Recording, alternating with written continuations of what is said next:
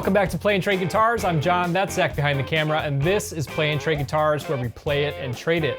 I'm gonna get to tell you all about one of my favorite guitars on the planet today, the Gibson Les Paul Standard 50s. We're gonna do a deep dive. I'm gonna take it apart on the bench, talk full specs. Of course, I'll plug it in and play it. And at the top, if you're in the market for any new gear, like a Les Paul or anything else, click to buy using our link, because when you buy gear using our link, you support our channel, so thank you so much. Also, we're giving away a Gibson Les Paul Deluxe gold top guitar. It's beautiful. You gotta be in it to win it. Sign up on Gleam and you get major bonus entries for things like making a purchase using our link or signing up for our new premium channel memberships. So thank you to all of you who have already done that. And when you're shopping for a Les Paul, I really tell you there's two main things you wanna pay attention to, and that's the neck shape and the pickups.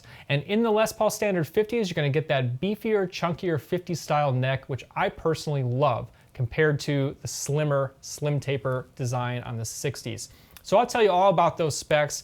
Let's not waste any more time. Let's dive right into it, because I'm super excited about what Gibson is doing these days. I truly think they're making some of the best guitars they've ever made. So let's head over to the bench. Let's get this out of its case and get to work. Nice Gibson brown hardshell case. Comes with a standard red interior, which is nice. So here's a look at that 50 Standard. It's got this beautiful tobacco burst nitro finish. That's something that sets Gibson apart. These are made in Nashville, Tennessee, in the USA, of course. Nice thick 50s profile neck. We'll get some measurements. I love the actual Kluson Deluxe style tuners that they put on the 50s. And you're gonna have a set of Burstbucker 1 and 2 pickups in the 50s, and just a great looking guitar. Rosewood fretboard, you always see binding on the standards. And let's go take this apart and see what makes a standard a standard. The other cool thing about the 50s, keep in mind as you're shopping, this 50s has humbuckers, but there's also a few other iterations of the 50s. There's the Faded, which has a satin nitro finish at $24.99. There's the standard with humbuckers at $29.99. You can get that beautiful gold top with P90s, and you can watch our comparison video on that. That's still at $27.99, so that's actually a kind of a value discount for you. And you can also get the 50s gold top with humbuckers. So a few different choices as you go, but keep those in mind. Let's take this one apart and see how it sounds. Starting at the top of the headstock, Gibson mother of pearl inlay, Les Paul model screened on there, and standard on the truss rod cover. I love the classy look of these Gibson Deluxe Kluson style double line tuners. Mahogany neck, mahogany body, nice binding. The fretboard is definitely a little dry, and sometimes depending on the time of year, the climate, how long these have been sitting in a warehouse somewhere, I'll show you the remedy for that when we take the strings off. Acrylic inlays, Burstbucker 1 and 2 humbuckers, 3-way toggle, standard volume, tone for the controls. And of course you can choose to have this pickguard on or off, and then you have the ABR1 style bridge with screw heads pointed up towards the headstock. Beautiful looking guitar, tobacco burst is that finish, and full nitro gloss all around. Two cosmetic things I want to show you that sometimes happens with brand new guitars. First, there's a piece of rosewood here on the fretboard, and it is bone dry. So the first thing I'm going to show you is using something like a Diodario hydrate to bring this fretboard back to life and give it a drink. So I'm going to be pretty generous in the amount that I give it, but you just basically baptize the board with the hydrate solution. All right, let that sit for a minute. We might have to hit it with a second round because it was pretty dry. Another thing I want to show you that I sometimes see on brand new humbuckers, especially the chrome covers, is sometimes they had like a plastic cover and you see a residue, which is kind of hard to rub off with a rag. You can use the fretboard oil to actually take that off. You can also use like the smallest, tiniest drop of something like a WD-40 or something, but I feel like it's nicer to just use the fretboard oil while everything's uncovered, and then just wipe that with a rag and you'll see the chrome will come back to life. Chrome is nice and shiny, and that rosewood is looking a lot better. Also, your natural oils in your fingers will darken that rosewood over time too, but a big improvement. All right, let's get some measurements on this 50s profile neck. 1.69 inches on the nut, 0.89 inches at the first, up to 0.96 inches at the 12th. Mahogany body, maple cap, 2.01 inches thick. Flipping over the humbuckers, we have a Burstbucker 2 in bridge position and a Burstbucker 1 in neck position. From this angle, you can also see the maple cap and the mahogany body. These guitars will have a short neck tenon. Flip it out of the multimeter, we'll get a reading. We're at 7.9 in bridge, 7.2 in neck, 3.7 combined. All right, lifting up this control cavity cover, 500K Gibson pots and upgraded orange drop capacitors, which is a nice touch in there. All right, these Les Pauls are non-weight relieved these days. So let's see where this one clocks in. 9 pounds, 12 ounces, so we'll call it 9.75 pounds. I like a Les Paul right around 9 pounds, so a little on the heavy side, but it's a Les Paul, and they're a little heavier. It's part of the deal. And then flipping the 50s around just for an initial reaction here. I love that 50s profile neck. Something about it to me, I just love the way it sits in my hand. As like a very general rule of thumb, kind of the bigger your hand, maybe you prefer the 50s. If you have smaller hands, you prefer the 60s. But that doesn't always hold because some people just like the slim, fast playing style of a 60s slim taper neck. However, I myself love the fatter, thicker 50s profile neck, and I can definitely feel it in my hands. Great ring to the guitar. Remember, if you're in the market for this or any other gear, click to buy using our link. Now is my favorite part. We're gonna plug this in. I'll show you clean tones. We'll dirty it up, and then I'll let it sing behind a track. Remember to stay tuned until the end because I'll give you my final score and my real honest reaction to this guitar. We'll see where it rates, and we'll see if it's the right guitar for you. At the end of the day, I wanna keep you inspired to play and find the right gear that's perfect for you. So stay tuned to the end and drop a comment as we go. Let's plug this in and make some noise.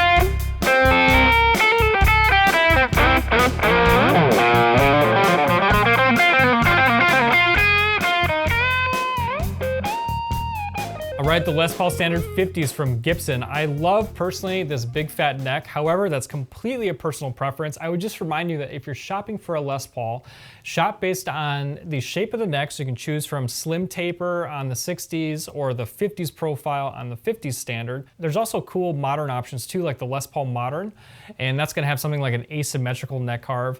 And there's a lot of options out there, but I really base your Les Paul hunt on the neck shape that you prefer and the pickups. This is the pair of Burstbucker 1 or 2. There were the Burstbucker 61s that were found on the 60s. Top-notch construction that I saw on both examples of our Les Paul Standards, this 50s and also the 60s. This one was sitting, this was actually a 2021 production model, so it's been in a box for a while. That's why you saw a very dry rosewood board. Don't let that scare you. You just condition it with something like a Diodario hydrate, and the rest of it will take care of itself. If the guitar feels and plays great, then make it a keeper. Remember, if you're in the market for this guitar or any other gear, click to buy using our link, and thank you so much because it really does support this channel and allow us to continue telling you about all this new gear, and hopefully you find something that inspires you and keeps you playing. That's what I'm after, and on this guitar, you've stuck with me to the end, so I'll give you the final score. I base the score based on overall playability, overall sound, and overall value. Playability is fantastic. I love the thick neck. It allows me to kind of lean the weight of my hand while I'm playing. I also thought that the weight at 9.75 pounds, 9 3/4 pounds, was an improvement over the 10.5 pound Les Paul 60s. This is another thing that I'll point out to you. These guitars are made of wood, right? And they will all vary in their weights. They are, however, non-weight relief, so expect them all to be generally a little bit heavier than past iterations of these guitars. When it comes to sound, I probably prefer the 61 Burstbuckers to these Burstbucker 1 and 2. So I'll knock it a little bit in comparison to the Les Paul Standard 60s on sound, but I still thought it sounded really nice. Value is just kind of where we're at in the world with guitars getting more expensive. What we should expect is companies like Gibson to make top-notch guitars without any issues. Both examples I saw delivered high value and excellent construction when it came to the guitars themselves. For an overall score on the Les Paul Standard 50s, I'm gonna give this guitar just a tick behind the Les Paul Standard 60s this time. I'm gonna give this one a solid 9.0. The playing experience was fantastic. And drop a comment and let us know what you think of the Les Paul Standard 50s and tell us what guitar you'll buy next. Thanks for hanging out. Click on this to watch our next video demo. Sign up for our giveaway with that Les Paul Deluxe Gold Top. We'll see you guys in the next video. Thanks so much for hanging out.